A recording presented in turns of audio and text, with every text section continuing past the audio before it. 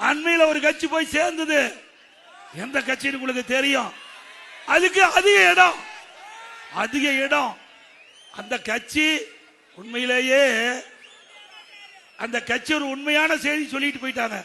அந்த கட்சியுடைய பொதுச் செயலாளர் உண்மையான ஒரு செய்தி, தமிழகத்தில் பாலியல் வன்கொடுமை நடக்குது. நாம சொல்லல, திரு ஸ்டாலின் அமர வச்சு அவருடைய கூட்டணி கட்சி சேர்ந்த ஒரு கட்சி சேர்ந்த பொதுச் செயலாளர் கூட்டத்தில் பேசிய பேச்சு வலைதளத்திலே வந்தது, தொலைக்காட்சியிலே வந்தது. உண்மைதானே? அப்படின்னா அந்த கட்சிக்கு ஓட்டு போடலாமா? கூட்டணி கட்சி தலைவரே சொல்லிட்டாங்க. நாம எதிர்கட்சி, நாம சொன்னா தவறுன்னு சொல்லுவாங்க.